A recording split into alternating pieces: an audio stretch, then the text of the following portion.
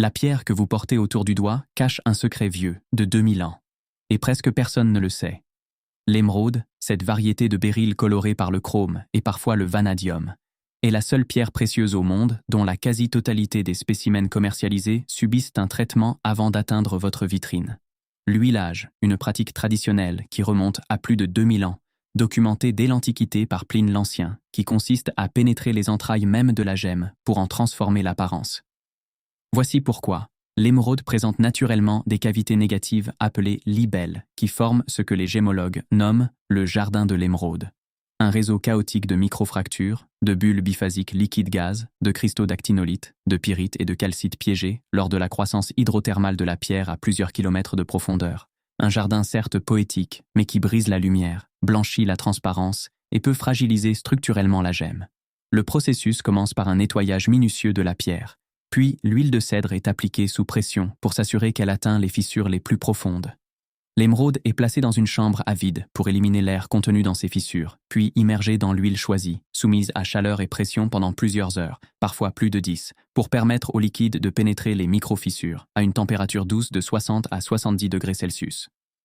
L'huile de cèdre est particulièrement appréciée, car son indice de réfraction d'environ 1512 est extrêmement proche de celui de l'émeraude elle-même, ce qui produit un effet optique d'une subtilité remarquable. En remplissant les fissures d'un milieu dont la densité optique imite celle de la gemme, on annule le contraste entre la pierre et ses inclusions, restaurant visuellement une transparence que des millions d'années de géologie avaient décompromise. La durabilité de ce traitement est de 5 à 20 ans selon les conditions de port, et un réhuilage professionnel peut restaurer la transparence d'origine à tout moment. C'est ce caractère entièrement réversible qui en fait le traitement le mieux accepté par les laboratoires et le commerce gémologique mondial. Mais attention, lorsque l'huile est remplacée par une résine synthétique bien plus visqueuse et souvent colorée, celle-ci dissimule les inclusions, tout en améliorant artificiellement la couleur, ce qui n'est plus de l'huilage mais une fraude déguisée, et une émeraude classifiée No Oil par un laboratoire indépendant est une rareté extrême dont le prix atteint des sommets vertigineux, tandis qu'une pierre lourdement résinée ne vaut plus grand-chose.